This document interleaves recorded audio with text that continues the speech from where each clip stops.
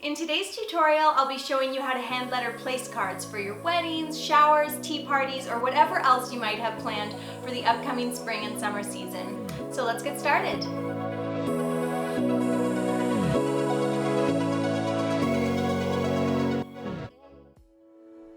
And today's video is sponsored by Uniku. They're a modern stationery goods company, and so all of the place cards that you see in the tutorial today are from Uniku, and I'm going to link all of the products in the video description below.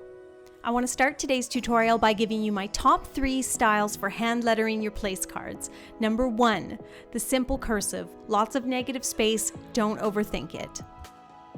Number 2, the skinny print. This one's perfect if you're not really into hand lettering.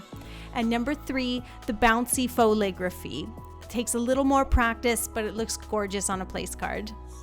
Pick your favorite or pair them up. They all look great together.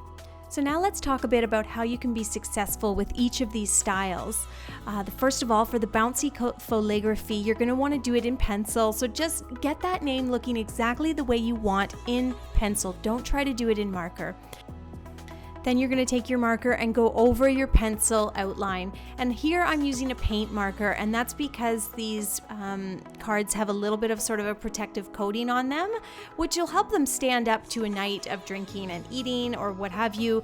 But a paint marker really goes on nicely, and the name really jumps off of the place card. And then what I do is after I've done the cursive in marker, I just go in and thicken that downstroke a little bit, and you get this beautiful, very, whimsical, jaunty name. And of course, I've just done the first name there, and then I would suggest doing the last name. If you need to do a last name, depends how big your party is, I would just do it in a simple print underneath, and it gives a really nice look. And you can see here, I've done the last name in pencil again, and just simple capital print. And then I'll go over it with my paint marker. So I think by pairing those two handmade fonts, you get this very pretty, fun, whimsical look. Next, I'm using this sort of pink rose quartz or a marble looking card to write out the skinny print. And this one, you're just going to do it in pencil first and then go over it with the marker and just leave lots of negative space around the edges. And if you're feeling more confident, you can try just doing the simple cursive, and that comes together pretty much the same way with the pencil. Sketch out first, sketch the name in pencil, leave a nice negative space around the border, and I promise you it's going to look great. Okay, now moving on to the really pretty stuff here. We're going to use these clear acrylic hexagon place cards. These just look so cool when they're done. And they're really, really easy to letter because they're clear. So here you can see that I've traced the hexagon shaped place card on a piece of scrap paper, written out the name, and then I'm just going to trace it. So these, not only do they have this really nice permanence about them because they're a little more interesting and thicker than just cardstock, but they actually make it really easy for you to write out the names. Even if you were awful at hand lettering, potentially you could print out the names on a computer using some really cool fonts and then trace it. So these offer a lot of great potential. And you can see I've used my faux calligraphy and my simple print there, and I think that just comes together and it looks so lovely.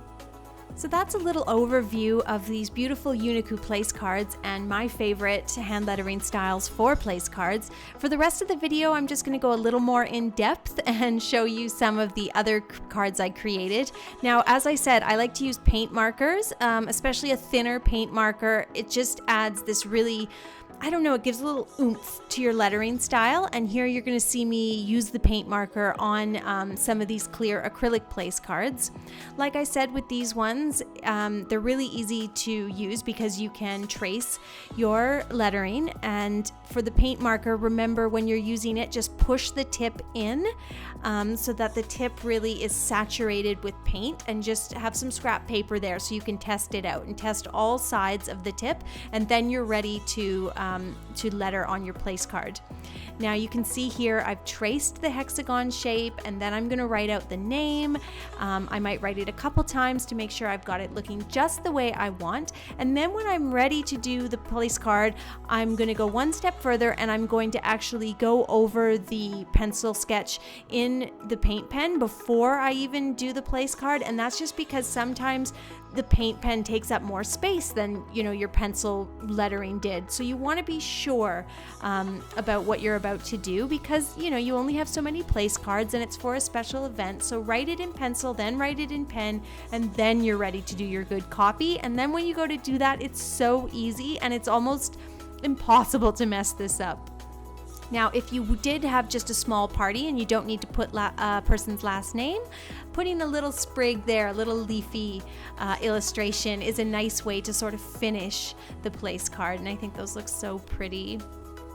Well, thank you so much for watching today's tutorial. I know this was quite a specific topic, but if you do have an event coming up, I wanted you to see that place cards, even if you're not confident in your hand lettering, this is really something that you can do. Use the skinny print, or better yet, use those acrylic place cards, and you can trace, and they're actually so gorgeous. So I hope you enjoyed the tutorial. Please hit that subscribe button if you liked the video, and I will see you Friday with another tutorial. Thanks for watching.